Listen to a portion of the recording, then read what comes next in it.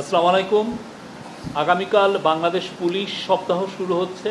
Bangladesh police সপ্তাহ নিয়ে আমাদের inspector general of police Baharul Alam উনি কথা বলবেন এবং আপনারা এরপরে আমরা কিছু প্রশ্ন দিব বা প্রশ্নগুলো বাংলাদেশ পুলিশ সংক্রান্ত এবং পুলিশ সপ্তাহ সংক্রান্ত হতে হবে। Please, thank you.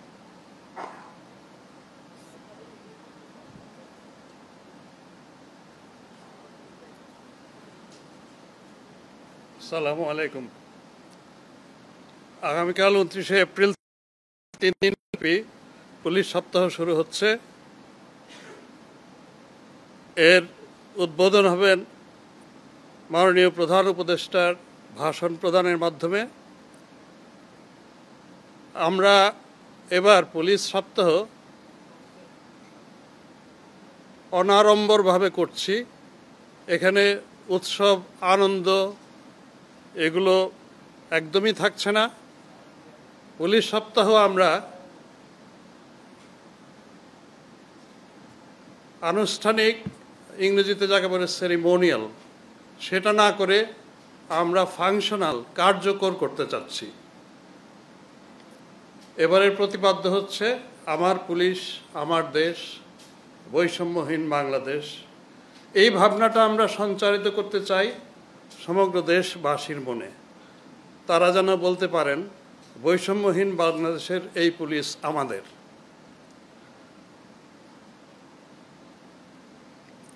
আনন্দ উৎসব বাদ দিয়ে অনেক বেশি কার্যকর সেশনগুলো করা, আমাদের আলোচনা করা, আমাদের বিগত দিনের কর্মকাণ্ড মূল্যায়ন করা, ভুল ত্রুটিগুলো নিজেরা বের করা এবং সামনের দিনের পরিকল্পনা করা। মূলত এইসব কাজগুলো নিয়ে আমরা ব্যস্ত থাকব এই 3 দিন। সারা দেশ থেকে পুলিশ ইউনিটের যারা প্রধান, পুলিশ সুপার বৃন্দ এবং মেট্রোপলিটন পুলিশ কমিশনার বৃন্দ ওনারা আসবেন এবং ঢাকার সদর দপ্তরের যারা ঊর্ধ্বতন পুলিশ কর্মকর্তাবৃন্দ তারা থাকবেন।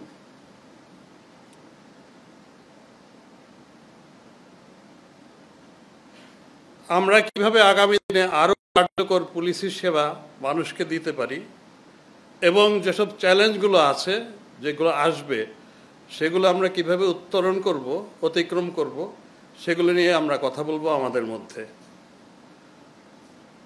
আমরা মাঠ পর্যায়ের যে পরিস্থিতি সবার কাছ থেকে নিব, জানব এবং আগামী দিনে তারা কি কর্মপরিকল্পনা গ্রহণ করেছেন সেটাও শুনব। গত 17ই মার্চ মাননীয় প্রধান উপদেষ্টা উনি মাঠ পর্যায়ের পুলিশ সুপার এবং মেট্রোপলিটন পুলিশ কমিশনার সকলকে অ্যাড্রেস করেছিলেন। সেখানে কিছু দিক নির্দেশনা ছিল, আমরা সেগুলো কিভাবে বাস্তবায়ন করব সেগুলো আমরা আলোচনা করব। পুলিশ সুপারগণ এগুলো আমাদের জানাবেন। এবারের পুলিশ উইকে আমরা নাগরিক সমাজের সাথে একটা আলোচনা অনুষ্ঠান রেখেছি। নাগরিক সমাজের বিভিন্ন শ্রেণীর যারা সভ্য, যারা সাহিত্যিক, শিক্ষক অথবা ছাত্র প্রতিনিধি, ইভেন গীতিকার, ক্রীড়াবিদ, সবাইকে আমরা আমন্ত্রণ জানিয়েছি। একটা সেশনে আমরা ওনাদের কথা মুখ থেকে শুনতে চাই, পুলিশিংয়ের বিষয়ে তাদের ধারণা কি, তারা কি অভিজ্ঞতার সম্মুখীন হয়েছেন গত 7-8 মাসে এবং 5ই আগস্টের আগের সময়ে। আমরা আমাদের ভুল ত্রুটিগুলো তাদের কাছ থেকে শুনব, আমরা আরও কিভাবে সামনে এগোতে পারি সেগুলো তাদের কাছ থেকে শোনার জন্য আমরা আশা রাখি।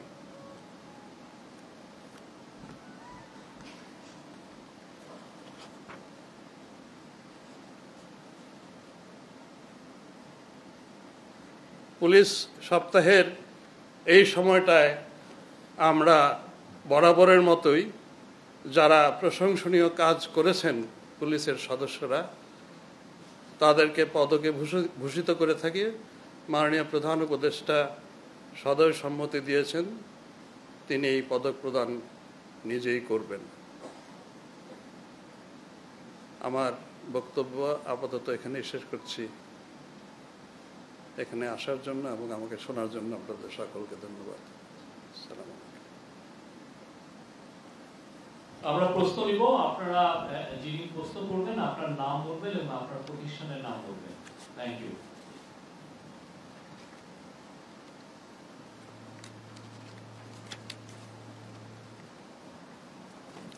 আমার নাম আল আমিন, আমি আমার দেশের সিনিয়র রিপোর্টার। আমার দুটি প্রশ্ন। এক নম্বর প্রশ্ন হচ্ছে যে গত জুলাই এবং আগস্টে যে গণবিপ্লব হয়েছে সেখানে হত্যাকাণ্ডের সঙ্গে যেসব পুলিশ কর্মকর্তা পলাতক, সেসব পুলিশ কর্মকর্তাদের ফিরিয়ে আনার ব্যাপারে আপনাদের আপডেট কি তথ্য আছে একটু জানাবেন। এটা একটা করে করেন, একটা উত্তর দিয়ে নিন। ধন্যবাদ। আমরা মামলা তদন্তের পর্যায়ে গিয়ে যখন অ্যাম্পল এভিডেন্স আসে এবং আমরা তাদের বিরুদ্ধে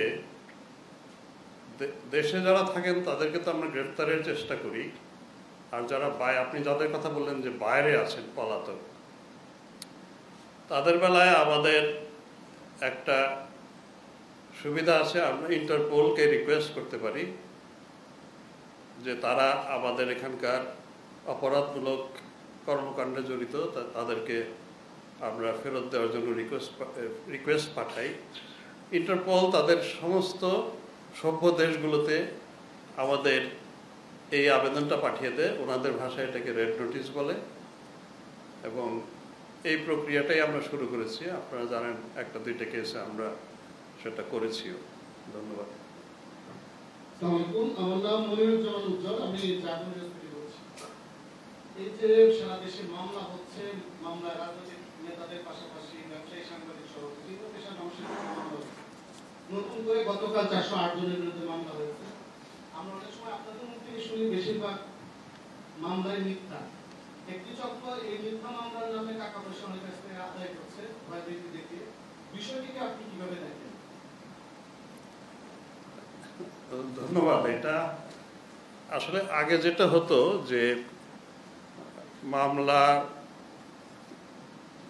দায়ের কারো মৌখিক অভিযোগের মাধ্যমে, মৌখিকভাবে বলার পরে থানার ভারপ্রাপ্ত কর্মকর্তা সেটা অনুলিখন করতেন, করে ওখানে তার সই স্বাক্ষর নিতেন। সেটা লং বিফোর পাকিস্তানি আমলের সময় অথবা তারও আগে। এখন যেটা হয়েছে মোস্টলি, যেহেতু এটা হয়তোবা আমাদের শিক্ষিতের হার বেড়েছে, সবাই নিজের হাতে লিখে নিয়ে আসেন, এবং যখন একজন কমপ্লেনেন্ট, যাকে আমরা আইনের ভাষায় বাদী বলি, উনি যখন নিয়ে আসেন তখন আমাদের উপরে এটা, আমাদের আইনে এটা ইটস এ কম্পালশন, আমরা এর বাইরে যেতে পারি না। ওইটা আমাদেরকে পুলিশকে মামলা হিসেবে রুজু করতে হয়, এবং এখানে ইট ডাজন্ট ম্যাটার যে এটা সত্য না মিথ্যা, এই যাচাই করার আমার কোনো সুযোগ নেই। উনি অভিযোগ যেটা দেন সেটা আমাকে এক্স্যাক্টলি ওইটাই মামলা হিসেবে নিয়ে নিতে হয়। এরপর তদন্তে গিয়ে আমি দেখি যে আসলে কতটুকু সত্য কতটুকু মিথ্যা। সত্য অংশটুকুই আমরা তদন্তে উঠিয়ে নিয়ে আদালতের কাছে পাঠাই যে এই অপরাধটা হয়েছে। এখন যেটা 5 আগস্টের পরে দেখা গেছে, আপনি মানে ভেরি রাইটলি সেড, অনেকে ওই অসৎ উদ্দেশ্যে মানুষের কাছ থেকে অর্থ আদায়ের জন্য, হ্যারাস করার জন্য, ভয় দেখানোর জন্য অপরাধটা হয়তো 5 জন, ওখানে আরও 300 লোকের নাম দিয়ে মামলা দায়ের হচ্ছে, এবং গতকালও একটা হয়েছে। তো এটা আমি আপনাদের সকলকে নিশ্চিন্ত করতে পারি আপনাদের মাধ্যমে দেশবাসীকে, যে আমরা শুরু থেকে, স্বরাষ্ট্র মন্ত্রণালয় বলেছেন, আমি নিজে বলেছি, এবং পুলিশের সকল পর্যায়ের কর্মকর্তারা এই নির্দেশ পেয়েছেন যে নিরীহ লোককে যেন গ্রেপ্তার করা না হয়, নিরীহ লোককে যেন হয়রানি করা না হয়। তদন্তে শুধুমাত্র যার বিরুদ্ধে দায়ভাগ পাওয়া যাবে তার বেলাতেই আমরা ওয়ারেন্ট অফ অ্যারেস্ট চাইব, তাকেই আমরা শুধু গ্রেফতারের কার্যক্রম করব, তার বেলায় নিব। কিন্তু এই যে যেটাকে মিথ্যা মামলা বলছেন, মামলাটা মিথ্যা না, মামলাটা সত্যই, কিন্তু অতিরিক্ত আসামির সংখ্যা বাড়িয়ে দেওয়া, এই জায়গাটা আমরা বন্ধ করতে পারছি না। এটা আসলে আইনে আমাদের এই সীমাবদ্ধতাটা রয়েছে আসলে। Thank you.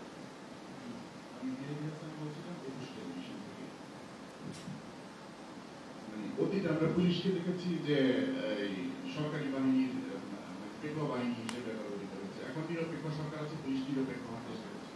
আবার রাজনৈতিক সরকার আছে, এটা নিশ্চিত করার উপায়।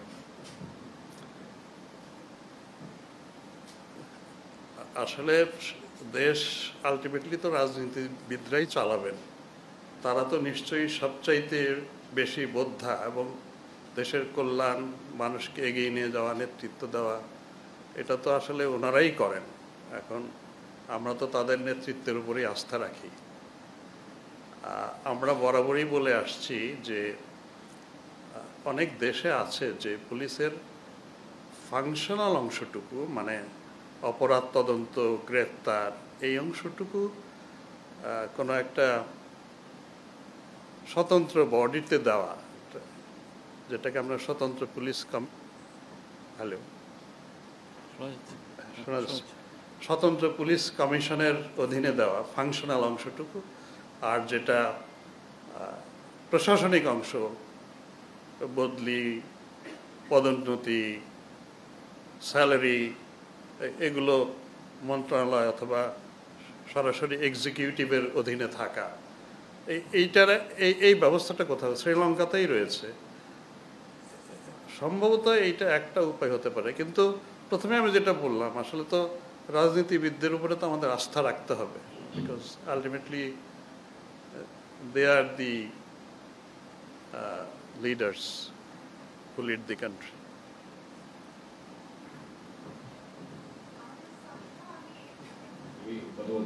হ্যাঁ,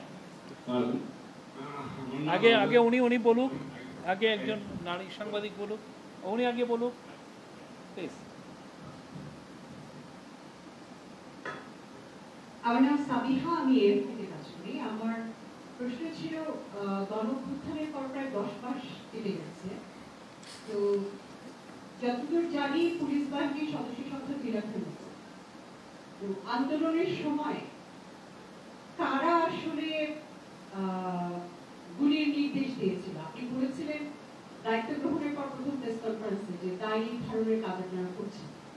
তো আসলে মোট কতজন এই অভ্যুত্থানে গুলি চালানোর নির্দেশ দিয়েছে? Thank you. Thank you very much. এটা আসলে এই মুহূর্তে বলা সম্ভব নয়, এই কারণে আমি বলছি আপনাকে যে প্রতিটা মামলায় কিন্তু আমরা তদন্ত করছি এবং প্রতিটা মামলাতেই কিন্তু ঘটনাগুলো উঠে আসছে। কেউ বলছে যে এই আমার সময় উনি বলেছিলেন, আমার সময় উনি বলেছিলেন। এখন মামলা তো প্রায় আমাদের 1500, এর মধ্যে আমার হত্যা মামলাই আছে প্রায় 600। তো এখন আমাদেরকে প্রত্যেকটা তদন্তেই আমাদের আসলে তথ্যভাবে উঠে আসছে এবং এটা হচ্ছে মামলা সব তদন্ত শেষ হলে হয়তো ফাইনালি গিয়ে আমরা বলতে পারবো যে আমাদের তদন্তের ফলাফল হিসেবে দেখা যাচ্ছে যে এতজন লোক তারা অর্ডার করেছিলেন, এতজন লোক গুলি করেছিলেন, এতজন লোক এই কাজে নিরত ছিলেন, এতজন লোক, মানে পুরো প্রক্রিয়াটা শেষ না হলে আমরা আসলে এটা বলতে পারছি না। Thank you. নো, উনি করবেন। আমি জনগণকে কাজ করি। আপনি গণগ্রেপ্তার যে একটা বক্তব্য দিয়েছেন, সেখানে বলা হয়েছে যে মামলা নিতে হবে, অভিযোগ করলে তাকে শেষ হাতে লেখা করতে এবং লিখতে পারে। কিন্তু এখন এই যে একটি মামলা 4 শতাধিক আসামি করা হবে, এখানে হয়তো 5 জন 10 জন 20 জন ব্যক্তি যদি কাজ হতে পারে, বাকিগুলোকে নির্ভর, সেই নির্ভরদের মেসেজ কি? তারা কি ভিত্তিম হবে, সাফার করবে, তারা এখানে দোকান দিতে বর্তমান স্বীকার করবে এবং এই মামলাগুলো কিন্তু 8 মাসে একটি মামলার চার্জ দিতে পারবে। এই যে তোমার মায়ের মামলার তদন্তটা কত সময় রাখতে হবে চার্জ, তো সেক্ষেত্রে ভিত্তিম কিভাবে ভিত্তিম হবে, কার জন্য আপনার কি ব্যবস্থা কি রাখবে? 211 টাকা মামলা করা যাবে, মিথ্যা মামলা করে ফাঁসি যুদ্ধের পরবর্তী প্রসেসিং নেওয়া যাবে। এই ক্ষেত্রে আপনার কি করে সাপোর্ট দেবেন? Thank you.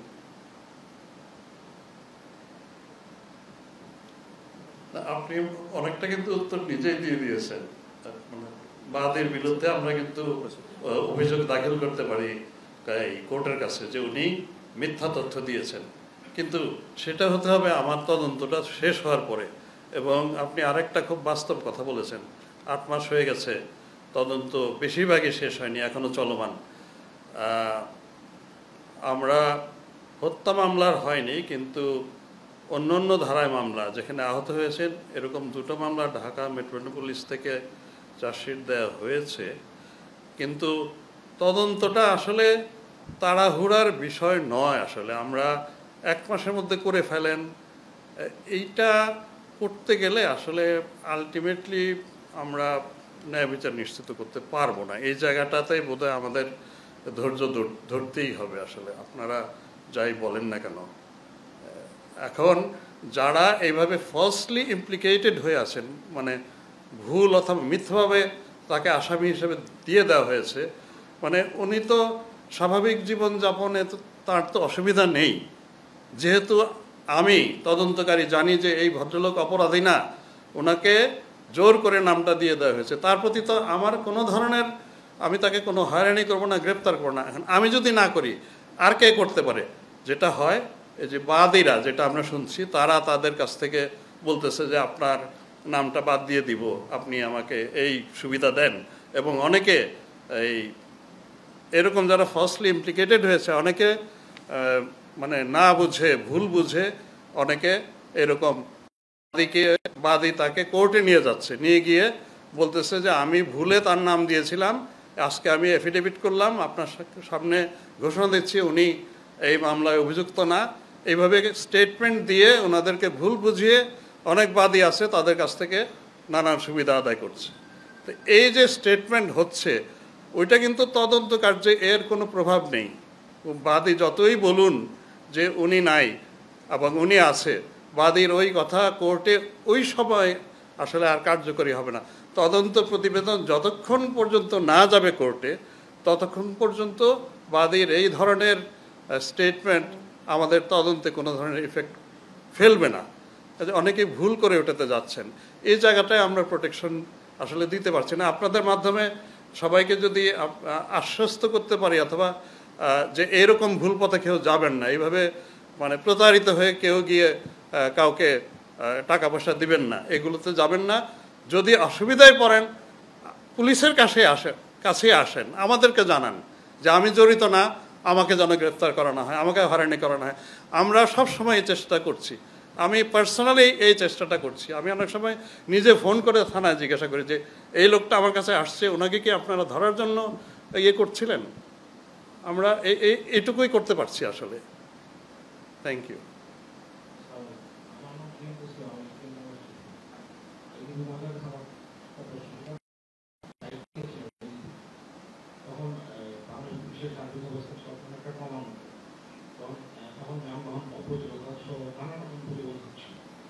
এই কয়েক মাস আপনার অনেকটা আমাদের দেশের আইন শৃঙ্খলা পরিস্থিতি ভালো। আমার প্রশ্ন হচ্ছে, এখন যানবাহনের অপ্রচলিত রয়েছে কিনা, আর পরিপূর্ণ সক্ষম আইন শৃঙ্খলা পরিস্থিতি নিয়ন্ত্রণে আপনার কতদিন সময় লাগতে পারে ভালো? Thank you. আমাদের যানবাহন একটিও বাড়েনি, কিন্তু সরকারি প্রক্রিয়াগুলো একটু সময় লাগে।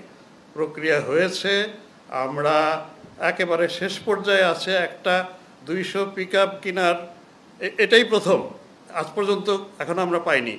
একটা এই advisory committee on government purchase, যেটা সিসিজিপি বলে, ওইটাতে যাবে বোধহয় নেক্সট উইকে।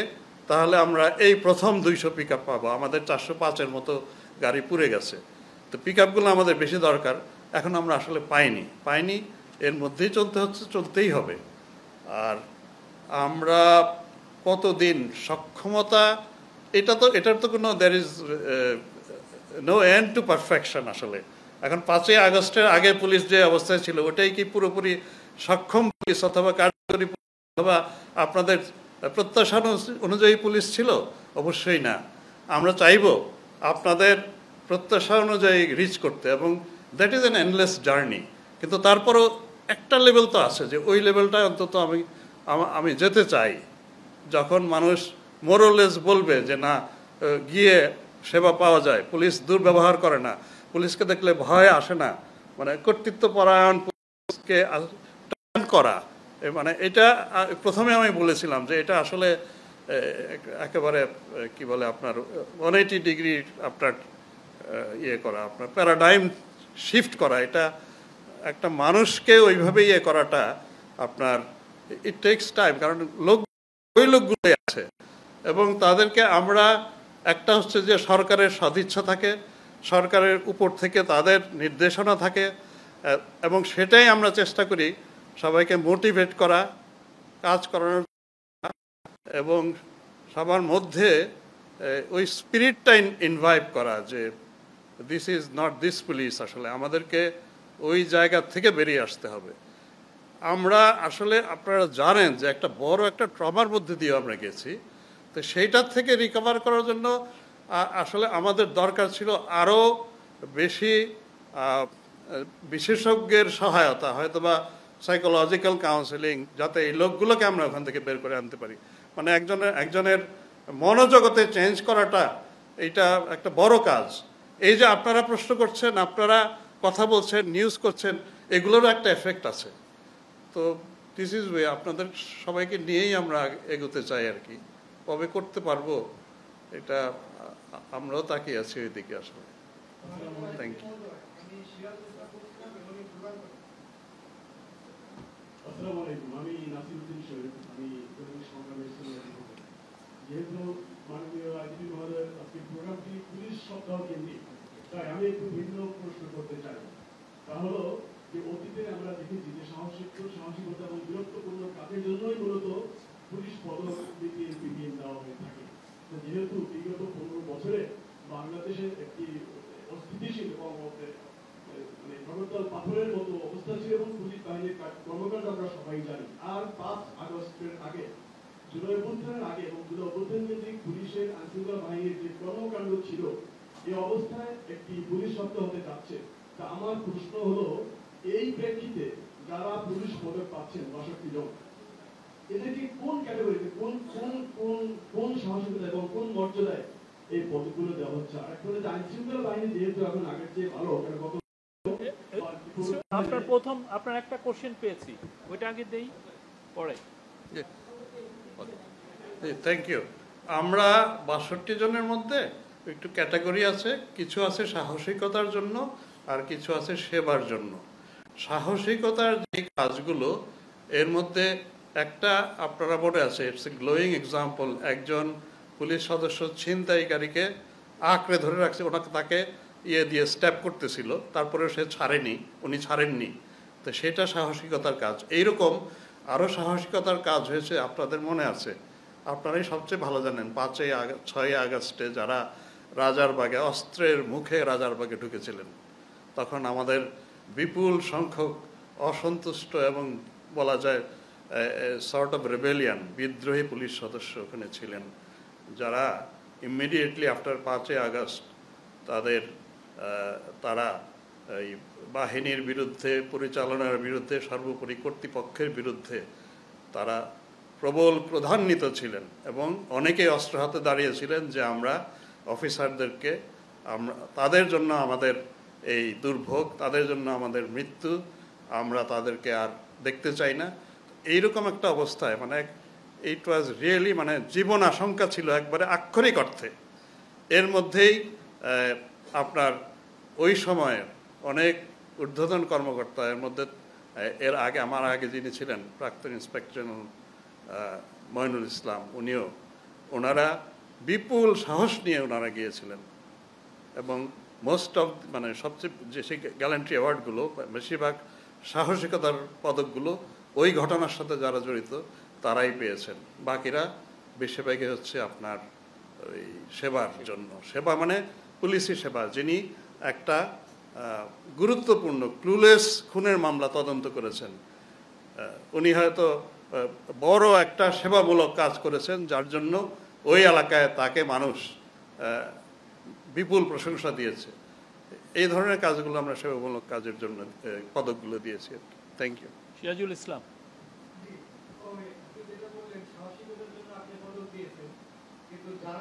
পুলিশের সম্পদ এবং স্থাপনা রক্ষার জন্য ওই সময় কাঁচা পঞ্চায়েত পরবর্তীতে তো পুলিশ এবং জনগণ অবস্থানে চলে গিয়েছিল। যেসব পুলিশ সদস্যরা পুলিশের স্থাপনা এবং সম্পদ রক্ষার জন্য হতাহত হয়েছিলেন তাদের কাউকে সাহসিকতার জন্য পুরস্কার দেওয়া হয়েছে কিনা, এটা হলো নাম্বার 1 প্রশ্ন। আর একটা না, নো প্লিজ, আপনার কোশ্চেন হয়তো আরেকজন করবেন, আপনি একটা কোশ্চেন করছেন না। আমার এটা আমাদের পুলিশ হেডকোয়ার্টার্সে এটার জন্য একটা কমিটি আছে, সাহসিকতা সেবা যাদেরকে আমরা দিয়েছি প্রত্যেকেই কিন্তু আবার তার নিজের কৃতিত্বের অংশটুকু লিখিতভাবে পাঠান আমাদের কাছে, কারণ আমাদের পক্ষে প্রত্যেকটা কেস আবার আমাদের পক্ষে তো এগুলো ওনারাই পাঠান, সেগুলোর থেকেই একটা কমিটি বাছাই করে বিবেচনা করে যে কে সাহসিকতার কাজটা পদক পাবেন আর কে পদক পাবেন। তো এইটা বরাবর এভাবেই হয়ে থাকে। তো এবারও আমরা সেভাবেই করেছি। এক্স্যাক্টলি স্থাপনা রক্ষার জন্য ওই সাহসিকতার জন্য পদক দেওয়া হয়েছে কিনা আমাকে একটু দেখতে হবে। Thank you. আমার নাম হচ্ছে মোস্তফা মল্লিক, আমি চ্যানেলের বিশেষ প্রতিনিধি। সিরাজ ভাই পরের অংশটা বলি, এবং অনেকে মারাও গেছে পুলিশের সম্পদ রাখতে গিয়ে। এইটার ব্যাপারে ফলো আপটা আসলে আমরা একটু জানতে চাই কি অবস্থায়, এবং এই মুহূর্তে আপনার কাছে সবচেয়ে বড় চ্যালেঞ্জ কি মনে হয়? কারণ অনেক উত্তপ্ত করার জন্য মাঠে আছে, আবার শান্তিপ্রিয় মানুষজন চাচ্ছে আমরা সত্যি যে উদ্দেশ্য নিয়ে হয়েছিল আমরা এরকমই একটা শান্তি চাই। এই মুখোমুখি অবস্থানে অথবা মুখোমুখি অবস্থান নাও হতে পারে, চ্যালেঞ্জ কোনটা? ধন্যবাদ।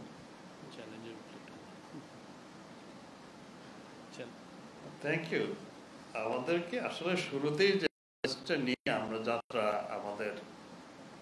যাত্রা করেছিলাম আমরা, যে পুলিশকে স্বাভাবিক অবস্থায় পরিপূর্ণ কর্মক্ষম এবং পুলিশের সেবা যেন দিতে পারে সেই অবস্থায় নিয়ে আসা। তো এইটা কতটুকু করতে পেরেছি এটা আপনারাই মূল্যায়ন করবেন। এখন প্রতিদিনই নতুন নতুন চ্যালেঞ্জ আসে। যেমন গত 1-1.5 মাসে আমাদের প্রতি মুহূর্তেই ব্যস্ত থাকতে হচ্ছে এই নানান ধরনের, আমরা স্পয়লার্স বলি, আইন শৃঙ্খলা পরিস্থিতি নষ্ট করতে যাচ্ছে। হঠাৎ করে একটা ঝটিকা মিছিল আসলো, এসে মানুষের মধ্যে, সমাজের মধ্যে একটা ভীতির তৈরি করা, অথবা নানান ধরনের এই সামাজিক মাধ্যমে নানান ধরনের হুমকি দেয়া, অপপ্রচার করার, মিস ইনফরমেশন অ্যান্ড ডিসইনফরমেশন, ভুল তথ্য, মিথ্যা তথ্য দেওয়া, এক এক সময় এক একটা ওয়েভ আসে। তো আমার কাছে মনে হয় যে দিজ আর নেভার এন্ডিং। আমাদের গোলটা তো হচ্ছে একেবারে একটা পিসফুল, স্থিতিশীল সমাজ, স্টেবল সমাজ আলটিমেটলি তৈরি করা, যাতে রাষ্ট্রীয় সকল কর্মকাণ্ড আপনার নির্বিঘ্নে ঘটতে পারে। যখন একটা বড় ইভেন্ট আসে, ঈদের সময়টাই মনে করেন অথবা রমজান, তখন আমার কাছে মনে হয় যে this is my greatest challenge. কারণ এইটা যেন অন্তত সবচাইতে মানুষ কম ক্ষতিগ্রস্ত হয়, সবচাইতে ইজিলি, ভালোভাবে, সুষ্ঠুভাবে এটা পার করতে পারে, তখন ওইটাই একটা বড় চ্যালেঞ্জ হয়। Thank you.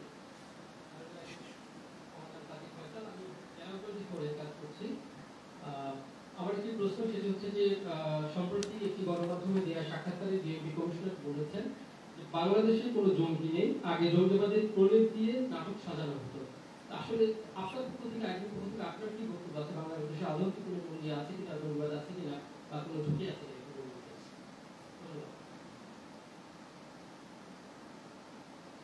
দেখেন, এটা মানে টোটালি কোনো জঙ্গি নেই এরকম ইয়ে তো কেউ নিশ্চয়তা কখনো দিতে পারে না আসলে।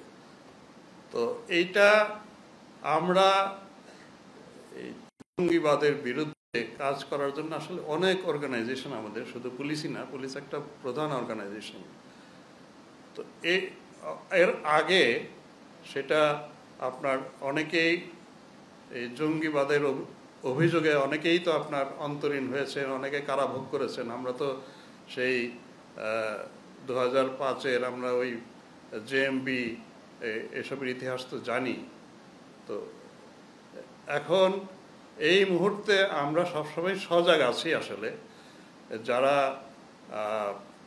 এরকম কর্মকাণ্ডের সাথে যুক্ত অনেকগুলো এজেন্সি আছে যারা এদেরকে মনিটর করছেন, এবং এ ব্যাপারে আমার মনে হয় যে অন্তত এই নেটওয়ার্কটা মোকাবেলা করার মতন সক্ষমতা আমাদের আছে, এটা আমরা বলতে পারি আপনাকে। Thank you. আমার নাম তানজিল রহমান, আমি নিউ উইক পত্রিকার সাংবাদিক। বলেন। জি, আমার প্রশ্নটা হচ্ছে, মাননীয় আইজিপি বললেন যে 5ই আগস্টের পরে যে যানবাহনগুলো ক্ষতিগ্রস্ত হয়েছে তার ভিতর থেকে একটা যানবাহন পাওয়া যায়নি, কিন্তু আমরা আসলে দেখলাম যে ডিএমপিতে অক্টোবরের দ্বিতীয় সপ্তাহে 50টা ইন্ডিয়ান ভেহিকেল আসলে ক্রয়ের প্রক্রিয়া নিয়েছে, এবং তার ভিতরে 10টা অক্টোবরের দ্বিতীয় সপ্তাহে হচ্ছে ঢাকা মেট্রো বিভিন্ন থানায় দেওয়া হয়েছে। আমার প্রশ্নটা হচ্ছে যে এখন যে 200 ভেহিকেল আসতেছে সেগুলো কি ভারতীয় কিনা, মহেন্দ্র গাড়ি? না না, এগুলো তো কি বলে আমাদের প্রগতির, এগুলো L200 মিৎসুবিশি প্রগতির থেকে করা। আগের আমাদের পুলিশ সদর দপ্তর থেকে কোনো কিনা হয়নি তো, নিজস্ব রিসোর্স থেকে করেছে, নিজস্ব রিসোর্স থেকে। মাননীয় আইজিপি, আমার নাম মাহমুদ হাসান নয়ন, আমি প্রথম আলো পত্রিকায় কাজ করি। আমি যেটা একটু জানতে চাই যে 5 তারিখের পরে সবচেয়ে বেশি আলোচনা ছিল যে পুলিশের সংস্কারের বিষয়টি, কারণ রাষ্ট্র কাঠামোর বিভিন্ন জায়গায় আমরা বারবার এই আলোচনাগুলো এসেছে যে আসলে সংস্কারটি যখন হয় না তখন এই ধরনের একটি পরিস্থিতি তৈরি হয়। পুলিশের বল প্রয়োগের জায়গাটি তো এই আলোচনাটি বারবার এসেছে, কিন্তু আমরা দেখেছি যে একটি পুলিশ কমিশন গঠন হয়েছিল, কিন্তু যখন ঐকমত্য কমিশন আলোচনায় গেল সেখানে পুলিশের কমিশনটি ছাড়া বাকি কমিশনের আলোচনা কিন্তু আমরা ঐকমত্য কমিশনে গিয়েছি, সেটি আমরা দেখেছি। আমি তো যেটা জানতে চাই সেটা হচ্ছে যে পুলিশের পক্ষ থেকে সংস্কারের বিষয়ে আপনারা একটা প্রস্তাবনা দিয়েছিলেন, পুলিশ সংস্কারের পর যে আলোচনাটি বা যে ডিসিশনের জায়গাগুলো সেটা এখন কোন পর্যায়ে আছে? সরকারের সঙ্গে আপনাদের এই বিষয়ে আপনারা আপনাদের কথাগুলো জানিয়েছেন কিনা, এবং এই বিষয়ে এখন সর্বশেষ অগ্রগতি কি? ধন্যবাদ। Thank you. অত্যন্ত তাৎপর্যপূর্ণ একটা প্রশ্ন। আমরা খুবই আশান্বিত ছিলাম যে পুলিশ সংস্কার কমিশন যেহেতু গঠিত হয়েছে, ওনারা মানে খুব পার্টিনেন্ট, খুব ইম্পর্টেন্ট, জাতীয়ভাবে পুলিশের জন্য জনগুরুত্বপূর্ণ সম্পন্ন কিছু সুপারিশ রাখবেন, এবং আমরাও আমাদের কিছু সাজেশন ওনাদের দিয়েছিলাম। এর মধ্যে প্রথমটা হচ্ছে আরেকবার যে আপনাদেরকে বললাম যে একটা স্বতন্ত্র পুলিশ কমিশন করা, সরাসরি এক্সিকিউটিভের অধীনে নিয়ন্ত্রণে না থেকে পুলিশকে কিছুটা অটোনমি দেওয়া in terms of their functionality, not administration. এইটার একটা সাজেশন আমাদের ছিল। পুলিশ সংস্কার কমিশন নীতিগতভাবে একমত হয়েছেন, কিন্তু তারা এটাকে আর এলাবোরেট করেননি, কোনো কাঠামোও দেননি, এবং এটা আলটিমেটলি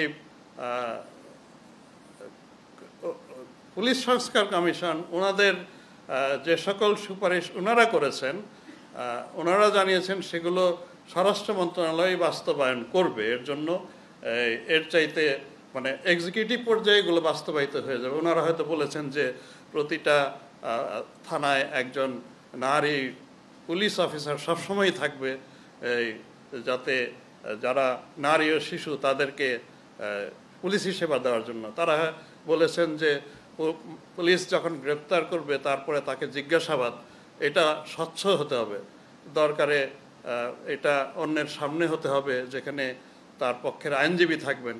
এসব সুপারিশ ওনারা করে আমি I am not very sure যে এক্স্যাক্টলি এগুলোই কিনা, কিন্তু এই জাতীয় অনেক ভালো ভালো সুপারিশ ওনারা করেছেন। কিন্তু আমাদের একটা প্রধান পরামর্শ ছিল যে পুলিশের কাজের ওই স্বাতন্ত্র্যটা বজায় রাখার জন্য, যাতে করে আমাদেরকে চাপের মুখোমুখি হতে না হয় কর্তৃপক্ষের তরফ থেকে। তো এই জায়গাটায় আমরা এখনো অপেক্ষা করে আছি। আসলে আমরা আশা করি যে এটা অ্যাড্রেস করা হবে। আমরা সরকারকে জানাচ্ছি আমাদের কথাগুলো, আবারও বলছি। তো আমরা এখনো ওই দিকেই পথে আছি, এবং এই সরকারের সময় না হলে আর কখনো হবে না, এটা অনেকে বলেন। সেজন্য আমাদের সর্বোচ্চ চেষ্টাটা এখনই করছি আর কি। Thank you. আমার মনে হয় লাস্ট কোশ্চেন। আমি মিডিয়া ফেলে কাজ করছি। মানে মোহাম্মদ দেশের 5ই আগস্টের পরে দেশের বিভিন্ন প্রান্তে নানাভাবে মব তৈরির ঘটনা ঘটেছে। তো সেই ঘটনা পুলিশ অনেকটা নিয়ন্ত্রণের চেষ্টা করে আসছিল, কিন্তু সম্প্রতি আজকে গাজীপুরে মাওলানা রইস নামে এক ব্যক্তিকে মব তৈরির মাধ্যমে সেখানে মব তৈরি করে তাকে আহত করার পরে পুলিশি হেফাজতে নিয়ে যাওয়ার পরে পুলিশি হেফাজতে তাকে চিকিৎসা না দেওয়ায় মৃত্যুবরণ করেছে পুলিশি হেফাজতে। তো এই বিষয়টি কি পুলিশের অবহেলা কারণে ঘটেছে কিনা, বা পুলিশ এই মবগুলো নিয়ন্ত্রণ করতে কতটুকু অগ্রসর এখন করছে? এটা যদি অবহেলা হয়ে থাকে অবশ্যই এটার একটা প্রতিকার হওয়া উচিত। একজন মানুষ আহত হয়ে আসবে আর আমি তাকে চিকিৎসা দিতে, যুদ্ধক্ষেত্রেও তো আহত হলে তাকে চিকিৎসা দেওয়াটাই হচ্ছে নিয়ম। তো এই ক্ষেত্রে তা হয়ে থাকলে আমরা অবশ্যই দেখব। কিন্তু ওই যেটাকে আপনারা বলছেন যে মানুষ সংঘবদ্ধ হয়ে কাউকে নিজে আইন হাতে তুলে নিয়ে কাউকে বিচার করা শুরু করলো অথবা তাকে শাস্তি দেওয়া শুরু করলো, এইটা আমরা এই সামাজিকভাবে যতদিন করতে না পারি, প্রতিরোধ করতে না পারি, এটা বোধহয় আমার মনে হয় যে আপনার আমার সমাজের সবাইকে এই আওয়াজটা তুলতে হবে যাতে এই জিনিসটা না হয়। আর হয়তোবা একদম প্রথমে যিনি বলেছিলেন যে আমাদের উপরে আস্থাটা যদি পরিপূর্ণভাবে চলে আসতো হয়তোবা, তখন হয়তো তারা আর এটা নিত না। তো আমরা চেষ্টা করছি ওইটাই করার জন্য, ক্যান রিলাই অন আস, আসলে যে না এটা তো পুলিশই করবে। তো এই আমাদের ওই যে there is no end to perfection, কিন্তু আমরা চাই আমরা ওখানে যেতে। Thank you. জি, আমার মনে হয় যে পুলিশ সপ্তাহের এই ক্ষণে আমি আপনাদের মাধ্যমে দেশবাসীকে অভিবাদন জানাই। আমরা তাদের সেবক এবং আমরা আপনাদের মাধ্যমে দেশবাসীকে বলতে চাই আমাদের ভুল ত্রুটি ধরিয়ে দেন। এবং আরেকটা জিনিস, একটা অনুরোধ আমি দেশবাসীকে বলতে চাই, সমাজের সকলকে, আমি অনেক সময় অন্যায় আবদারের মুখোমুখি হই, অমুককে বদলি করে দেন, অমুককে ছেড়ে দেন, অমুককে পদক দেন, এসব আবদারও আসে। আমাকে বিধিবিধান মেনে পুলিশ পরিচালনা করার জন্য আমি বিনীত প্রার্থনা জানাই দেশবাসীর কাছে, আমি যেন বিধিবিধান মেনে চলতে পারি, আমার প্রতি অন্যায় আবদার যেন যতটুকু পারেন যেন কম হয়, এটাই প্রার্থনা। ধন্যবাদ।